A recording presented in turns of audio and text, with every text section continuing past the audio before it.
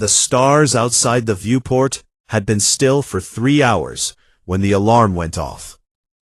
Ethan Cole was in the lower deck of the Ardent Star, eating a cold meal out of a foil packet, when the red lights came on. He didn't jump. He didn't knock over his food.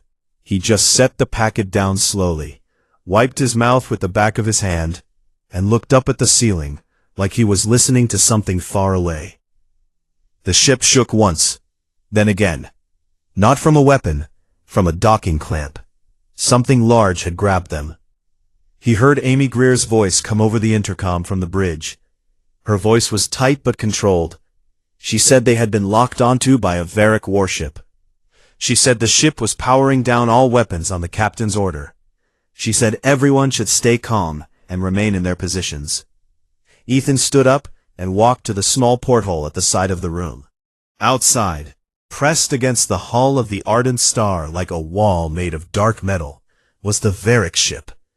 It was enormous, 3 times the size of anything the human crew had expected to encounter this deep in neutral space. Its hull was dark gray and covered in long markings that Ethan didn't understand, but he had read enough about the Varric in the mission briefs to know what those markings meant. They were trophies. Every line, every carved symbol was a record of something the Varric had hunted and killed. The Varric were a warrior species, tall, broad, with 4 arms and deep-set yellow eyes.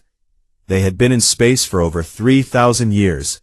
They had conquered 14 systems. They did not make allies. They made collections. Ethan turned away from the porthole and walked to the weapons locker at the end of the hall. He put his hand on the panel. He held it there for a moment. Then he took his hand away and didn't open it. The Varric soldiers came through the docking corridor in a line, weapons raised, moving with the practiced ease of people who had done this many times. The human crew, 8 of them in total, were gathered in the main corridor and pushed to their knees. Amy was brought down from the bridge with her hands behind her head. She caught Ethan's eye across the corridor. He gave her a small nod. The Varric soldiers were professional. They didn't strike anyone. They didn't shout. They simply moved the humans through the docking corridor and into the belly of the warship, into a long gray room with no windows and a single overhead light. The door sealed behind them. For a moment, nobody spoke. Then one of the other crew members, a young man named Dale, said in a low voice that they needed to figure out a plan. He said that someone back home would notice the ship had gone off course. He said that help would come eventually. Ethan sat down against the wall, crossed his arms, and closed his eyes. Amy sat next to him and asked quietly what he was thinking. He said he was counting. She asked what he was counting. He said the footsteps he had heard in the corridor outside. He said there were at least 30 guards on this level. He said the ship had 3 separate docking points, which meant the total crew was probably between 400 and 600. He said the walls were thick alloy, he could tell by the sound, which meant the interior would be loud to move through, but easy to use for cover. He said the ventilation was coming from the upper left corner of the room, which meant the ship's core systems were somewhere above them. Amy stared at him. She said he had figured all of that out in the last 10 minutes. He opened one eye and looked at her. He said he had figured most of it out on the walk over. The door opened before she could respond. A Varric officer stepped in. He was taller than the guards, with silver markings on his chest armor and a calm, flat expression. Behind him, barely visible in the doorway, stood a younger figure, slender for a Varric, with pale blue-gray skin and large yellow eyes that moved across the human prisoners with open curiosity rather than hostility. She wore no armor, just long, dark clothing and a small device on her wrist that Ethan recognized as a translation unit. The officer introduced himself as Commander Drev. He spoke in Varric, and the translation unit on the young female's wrist hummed and converted his words to a flat but understandable human dialect. He said the humans were guests of the Dominion now. He said their ship would be held until the Dominion determined what to do with it. He said that in the Varric tradition, the worth of a captured being was not assumed, it was tested. He said the test was simple. The labyrinth below the ship's cargo level would be opened. The humans would be given a head start. 6 of the Dominion's finest trackers would follow. Whatever came out on the other side had proven its worth. He said it with the tone of someone announcing something routine. The young female behind him, Sovaril, 3rd princess of the Varric Dominion, watched the humans' faces as the words were translated. She watched Dale go pale. She watched 2 others grab each other's arms. She watched Amy's jaw tighten. Then her eyes moved to the one in the back, the quiet one sitting against the wall with his arms crossed. He was not pale. He was not grabbing anyone's arm. He was looking at Commander Drev with calm, dark eyes, and he raised one finger and asked a question. His translation unit was poor. The words came out clipped and rough, but the meaning was clear. He asked how many hunters. Drev blinked. It was not a question he had been asked before. Usually there were tears by this point. Usually there were pleas. He said, 6. The human nodded slowly, not like a man who had just received bad news, like a man who had just confirmed something he already suspected.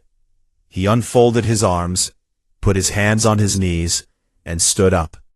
He looked at Amy. Something passed between them.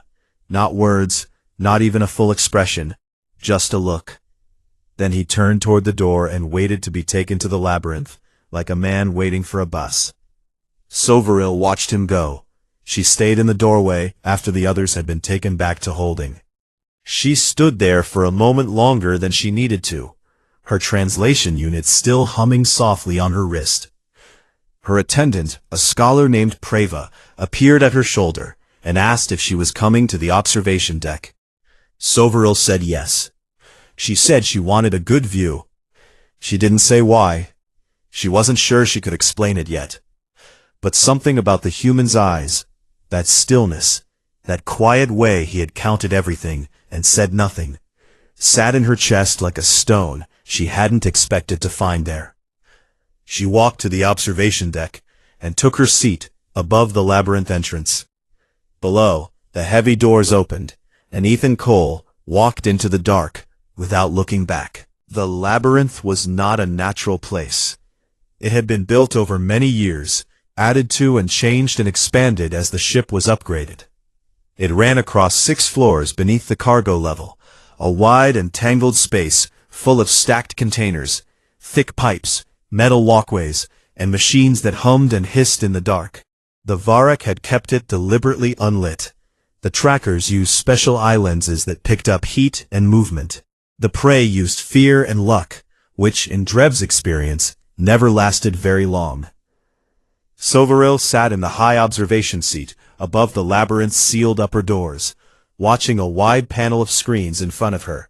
Each screen showed a feed from one of the dozens of small cameras mounted throughout the labyrinth. Some showed clear images. Some showed only steam and shadow. The whole panel gave her the feeling of looking into a living thing, something breathing slowly in the dark. Commander Drev stood behind her to the left, hands clasped, watching the same screens with the relaxed expression of a man who already knew how the story ended. The 6 trackers were released 4 minutes after Ethan had entered. They were the best the ship had. Grev led them, a senior tracker with a long list of hunts recorded on his arm. He was not large, even for a Varric, but he moved like water, quick and silent, and he had never lost a subject in the labyrinth. Behind him came the other 5, spread in a loose pattern, each one covering a different angle. They entered the labyrinth, and the doors sealed behind them. On the screens, Sovaril watched the 6 heat signatures, bright white shapes against a cold, dark background, move in smooth formation through the first section of the labyrinth, like people doing a job they had done many times. The seventh shape, Ethan, was visible ahead of them on the lower level. Small, dim, moving. But something was already different. Soveril leaned forward slightly. She had watched hunts before. She knew the shape of prey in the labyrinth. Prey moved in bursts, quick sprints and then crouching stillness, panic and then exhaustion. The body heat of something being chased always bloomed wider as the fear built up. The shape got brighter and less controlled. Ethan's shape was not doing that. He was moving at a slow, steady pace. The heat of his body was even and contained. He didn't sprint. He didn't freeze. He moved through the lower corridor the way a person moves through their own home in the dark. Carefully, but without panic. Grev signaled the others to split slightly. Two trackers broke left toward a parallel corridor.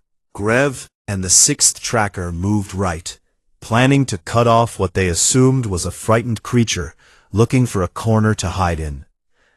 The two who broke left reached the junction of a side corridor and stopped.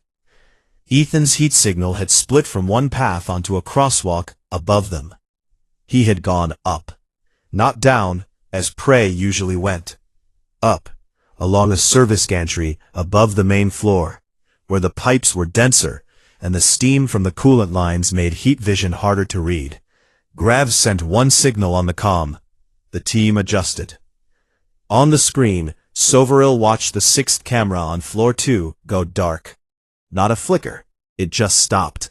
She tapped the screen. Nothing. She moved to the next camera angle. Drav noticed and said it was probably a power fault. The cameras in the labyrinth were old. On floor 3, the fifth camera went dark. Then the fourth.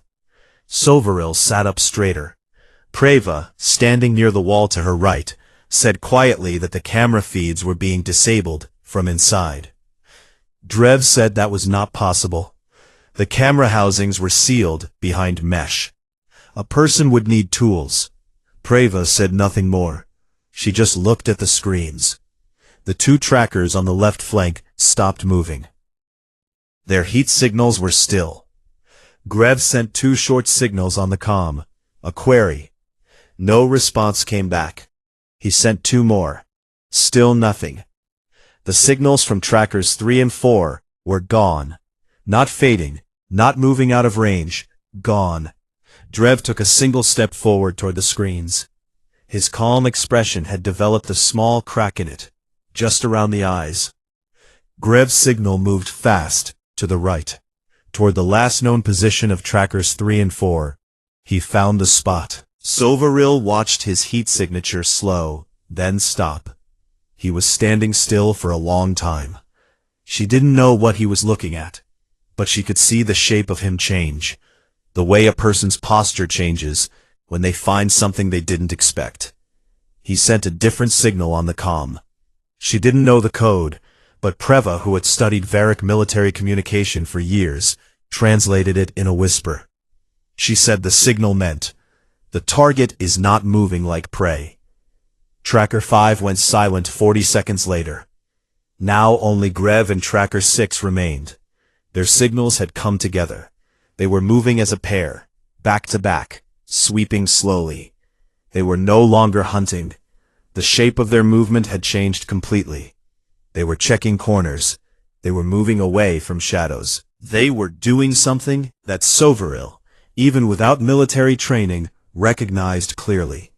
They were trying not to be found. She pulled up a different screen, a feed from a camera near the ceiling of the 4th floor, one of the few still working. The image was dim and grainy. Steam drifted across the lens. She almost missed it. In the upper left corner of the frame, above a wide horizontal pipe that crossed the room near the ceiling, there was a shape. It was not moving. It was just there, completely still, lying flat across the pipe in the steam, looking down. The heat signature was so low and controlled that the thermal camera almost hadn't registered it at all. If she hadn't been looking carefully, she would have taken it for part of the machine. But it was Ethan. He was above Grev and Tracker 6. He had been there, she didn't know how long. Just watching. Not attacking. Just watching them from above while they moved through the room below him, completely unaware he was there. Soveril felt something cold move through her. She had attended hunts before. She had watched dozens from observation decks. She had seen many species break, many species fight, one or two that lasted longer than expected. But she had never seen something like this. She had never watched the prey go still and high and begin studying the hunters from above with the patience of something that was waiting for the right moment. The camera in that corner died a moment later. The screen went black. Grev's voice came over the comm. It was not steady. She had never heard of Erect Tracker's voice shake like that in the labyrinth. The words came fast and broken, and Preva translated them without emotion. He was saying that the target had been separating them. He was saying that the exits from the 4th floor had been blocked. Not by walls, but by where the creature had positioned itself, which routes it had left open, and which it had made dangerous. He was saying that the target had not been running away from them. He was saying the target had been arranging them. Drev's hand moved to his comm unit. Soveril stared at the dark screen where Ethan's shape had been a moment before, and she said nothing, because she was beginning to understand something that she did not yet have the right words for. Commander Drev sent 12 soldiers into the labyrinth. He did not call it a rescue. He did not say that anything had gone wrong. He stood at the command panel with a flat expression and said that he was adjusting the parameters of the exercise. He said it in the same tone a person uses when they are trying to sound like they are in control of something that is no longer in their control. The 12 soldiers were not trackers. They were combat infantry, heavier, stronger, carrying full weapons instead of the light tools the trackers used. They moved in tight pairs, each pair assigned a different floor, communicating through closed-channel earpieces. Drev watched their signals on the screen, with both hands pressed flat against the console. Soveril sat in her chair and watched a different screen. She had found a camera on the 5th floor that was still working. A maintenance lens near a ventilation shaft, small and poorly positioned, but alive. It showed a narrow slice of a metal walkway and part of a large conduit pipe that ran horizontal across the wall. She watched it and waited. Preva came to stand beside her. The old scholar had been quiet for a long time. She was looking at the screens with the expression of someone doing hard arithmetic in their head. Soveril asked her what she was thinking. Preva was quiet for another moment.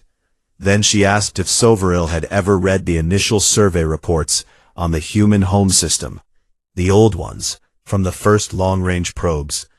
Soveril said she had read the summaries.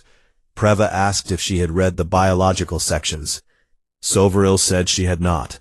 She said those sections were usually dry. Preva nodded slowly. She said that the biologists on those early probes had flagged something unusual about the dominant species on the human world. She said that on most planets with complex life, the apex species, the one that ends up on top, is the one with the best natural tools, the sharpest claws, the heaviest armor, the strongest venom, the fastest body. She said the human world was different. She said that when the survey probes arrived, the humans were already at the top, but they had none of those things. They were soft-bodied, medium-sized, not particularly fast, no claws worth mentioning, no armor at all. Compared to dozens of other species on their world, they were physically ordinary. Soveril said she didn't see how that was possible. Preva said the biologists had asked the same question. She said the answer was in the hunting records they eventually decoded from old human data. She said that in the early part of human history, before tools and weapons became sophisticated, the humans had hunted by doing something that no other species on their world could match. They didn't run faster than their prey. They didn't ambush it with great strength. They simply followed it. for hours, for days if needed, in the heat of their sun, across open land, without stopping. She said that most animals, when chased, sprint to escape and then stop to recover, because their bodies need it. She said the human body was built differently, built to keep going at a steady pace across long distances without breaking down the way other animals do. Built to track, to remember, to predict where something would go and cut it off.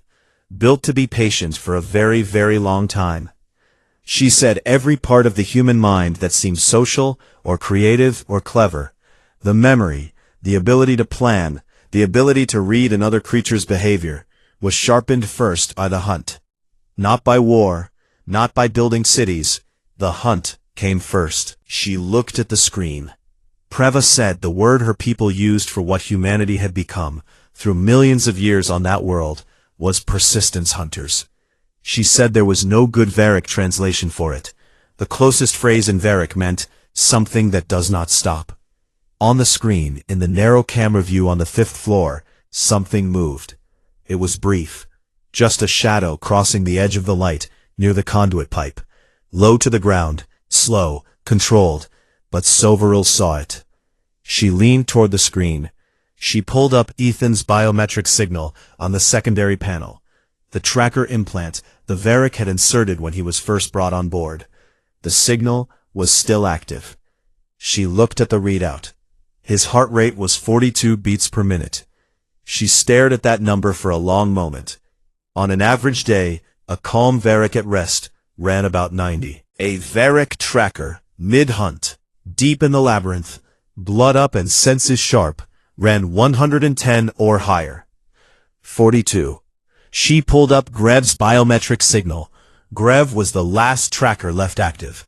She could see him and Tracker 6 still moving slowly together on the thermal panel. His heart rate was 131. Preva looked at both numbers and said nothing. Then the signal from Tracker 6 ended. Grev sent a comm burst, loud, broken, fast. The translation came through in fragments. He was saying that he had not seen it happen. He was saying that he and 6 had been side by side, and then 6 was simply down. No sound. He was saying that he had turned around, and the human was gone from where he had just been. He was saying, "It is behind me, and I cannot find it." Drev grabbed his comm and ordered the 12 infantry soldiers to converge on Grev's position immediately. He told them to go in hard and loud. He told them to stop worrying about the exercise and just get the subject down. His voice had a rough edge to it now. Soveril turned to look at him. She had known Drev for years. She had watched him oversee dozens of ship operations with total, settled authority. She had never once heard that edge in his voice before. She turned back to the screen. The 12 infantry signals were moving toward Grev's location. Grev himself had stopped moving entirely. His heat signal was pressed against a wall, small and tight. His heart rate was 158. Soveril looked at Ethan's number again. 42. One of the infantry signals blinked off the screen. Then another. Drev slammed his fist on the panel and said something fast and hard in Varick that she didn't need translated. Soveril sat back in her chair. Her hands were still in her lap. She was thinking about what Preva had said, about something that doesn't stop. About a species that had clawed its way to the top of an entire world, not by being the biggest or the strongest, but by being the most patient thing alive. She thought about Ethan Cole walking into the dark without looking back. She thought about the way he had asked, just once, quietly, with no fear in his voice, "How many hunters?" He hadn't been asking because he was scared. He had been counting. She stood up from her chair. She walked to the comm panel on the side wall. She didn't ask Drev. She didn't wait. She opened the panel herself and began looking for the override that would open every channel on the ship at once. She found it. Her hand rested on it. Below her, 3 more infantry signals disappeared from the screen. Her voice went everywhere at once. Every speaker on the ship carried it. The corridors, the cargo bays, the crew quarters, the labyrinth itself, all 6 dark floors of it. Every comm channel opened at the same time. The word hit the air like something physical. Stop. The sound of it echoed for a long moment, and then the ship was completely silent. Drev spun around from the console. His expression moved fast from surprise to something harder. He told her she had no authority over a hunt in progress.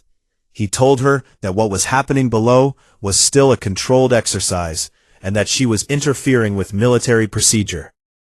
Soveril did not look at him. She was looking at the biometric panel. Ethan's signal had not moved. His heart rate had not changed. 42, 42, 42.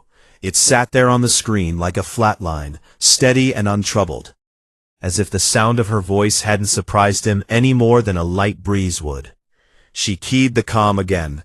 She spoke in Varek first, for the soldiers in the labyrinth. All units stand down. Move to the nearest exit. Do not engage.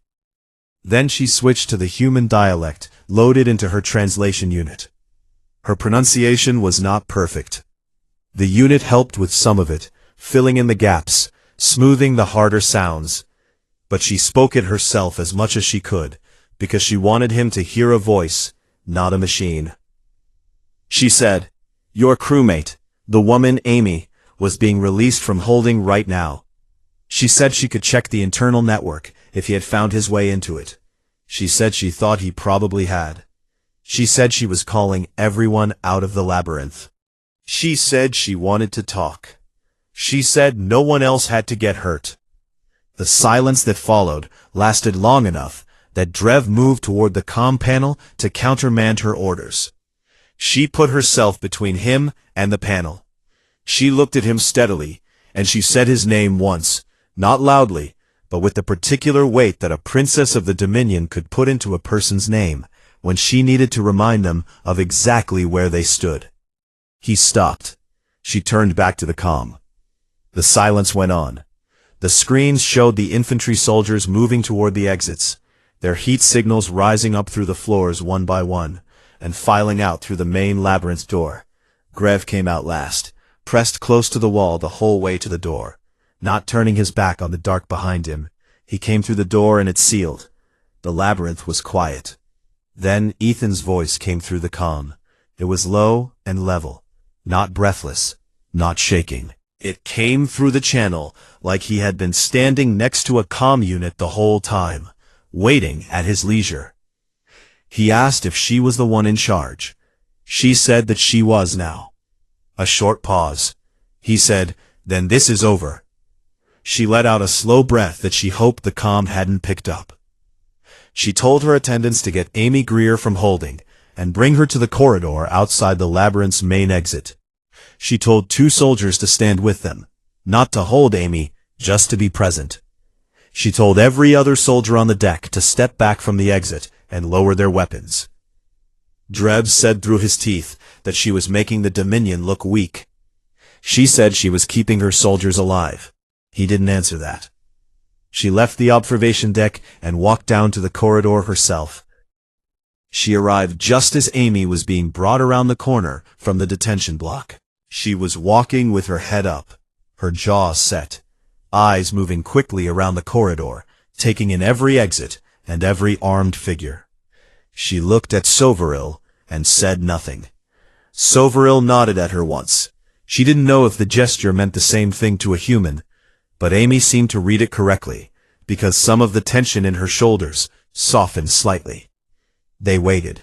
The labyrinth door was a large, round-edged frame of dark metal set into the far wall.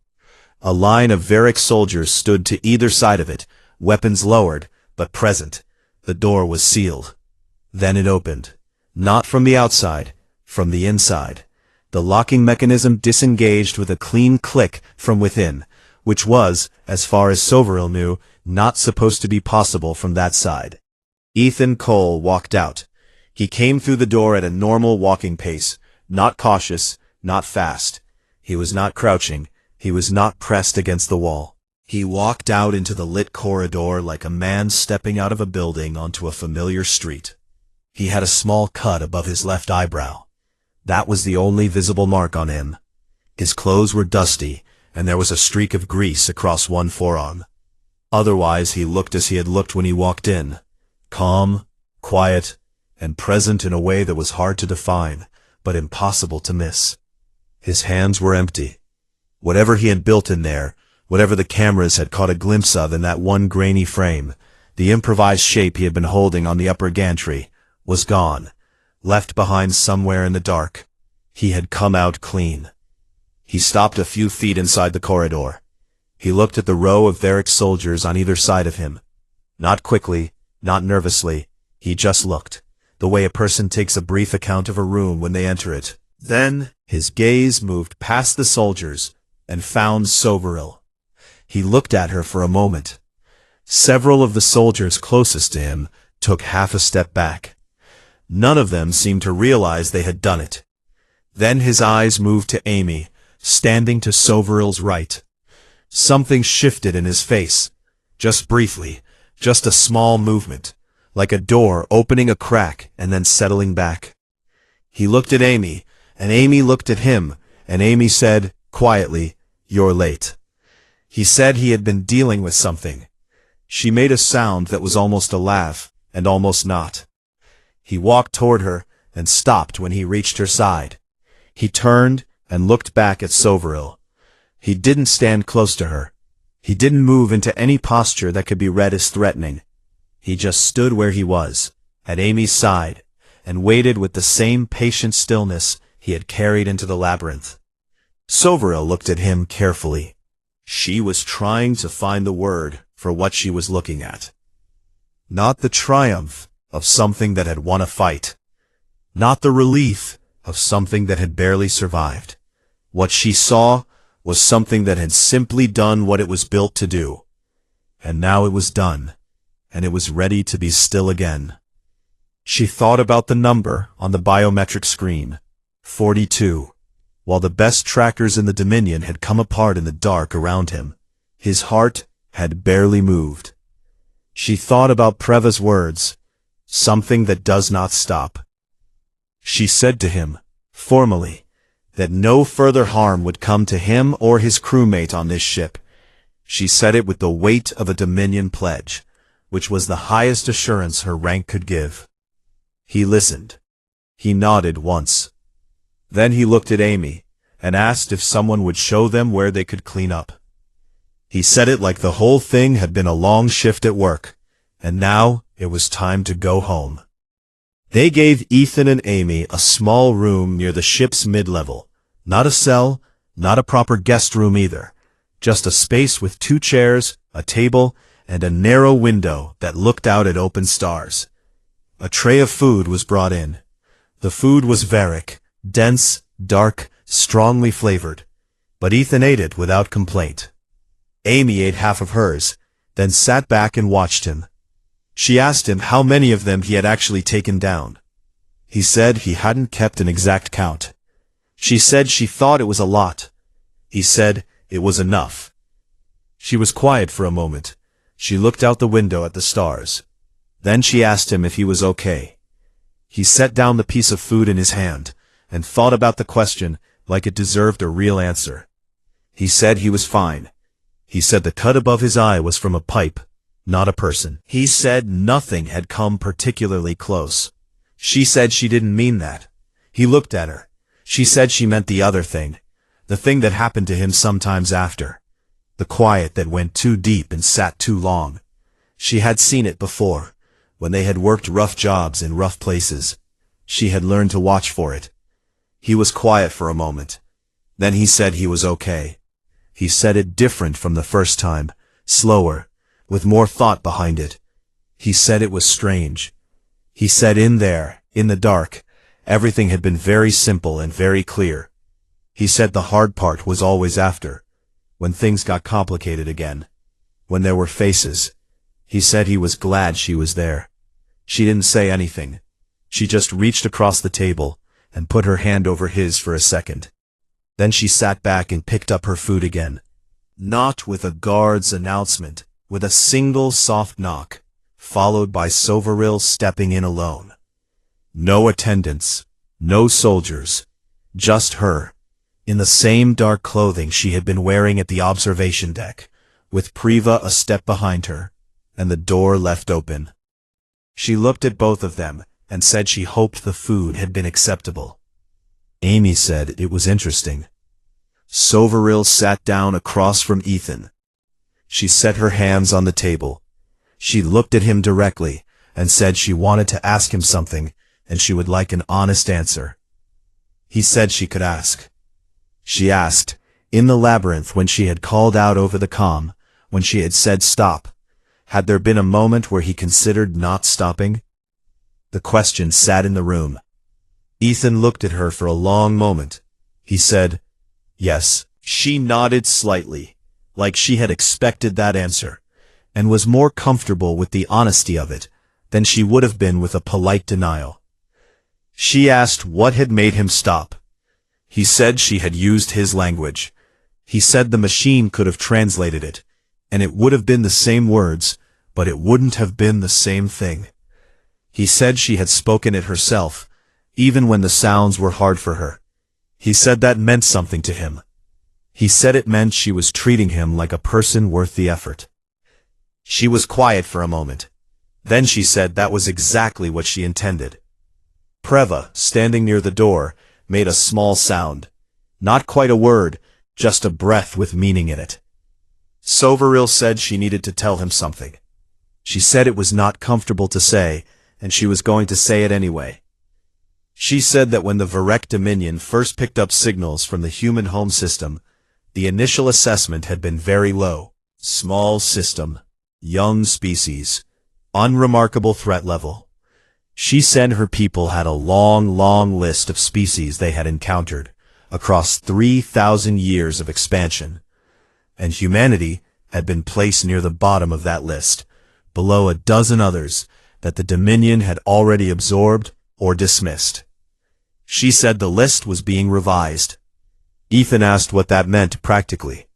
She said it meant that the Dominion would be sending formal contact to the human governing bodies within the next cycle. She said it would be a different kind of contact from what the Dominion usually opened with. She said usually the first formal contact was an offer of terms for absorption, a polite but clear statement of who was larger and who should fold. She said that was not the contact that Dominion would be sending to humanity. He asked what they would be sending instead.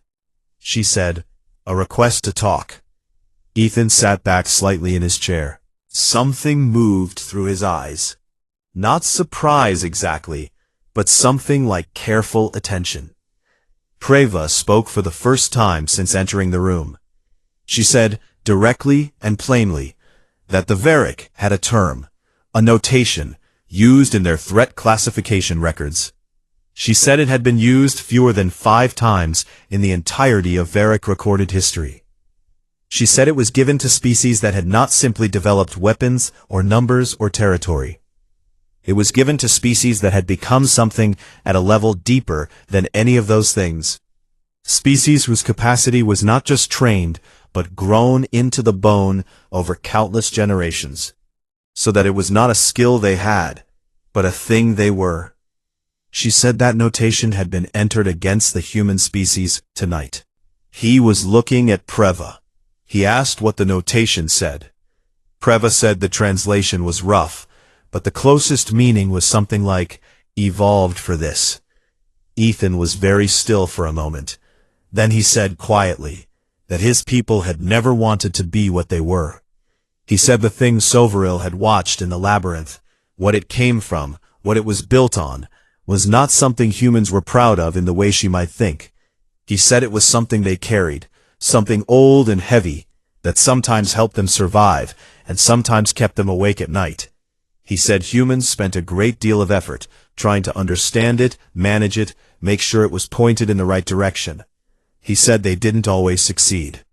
The room was quiet. Amy said softly that he was right. Then she said something that surprised even Preva. She said that she thought, given all of that, Humanity and the Dominion had more to talk about than she had originally come on this mission expecting to find. She said she thought both sides had things the other might benefit from understanding. She said she was going to personally make sure the formal contact went through the right channels and reached people on both sides who were capable of listening carefully. She stood up. She said the Ardent Star would be returned to them undamaged, and that her people would repair whatever the boarding had disrupted. She said this without being asked.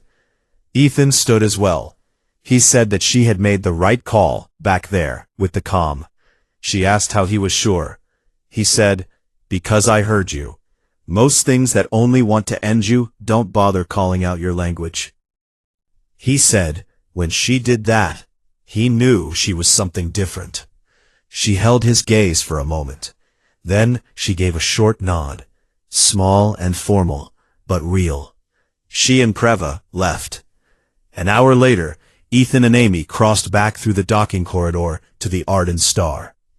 The Varek soldiers in the corridor moved aside as they passed, not because they were ordered to, but just because they did, without thinking, the way a person steps out of the road when something large and quiet comes walking down it. Ethan didn't notice, or if he did, he said nothing about it. He stepped back onto the Ardent Star, stopped in the main corridor for a moment, and looked around at the familiar walls and the familiar lights. He pressed one hand flat against the corridor wall, the way a person touches something to make sure it is real. Then he went to find the others and tell them it was done. Outside, the Varek warship held its position a while longer. In the forward viewport, a small, pale figure stood, looking out at the Ardent Star as it powered up and slowly turned.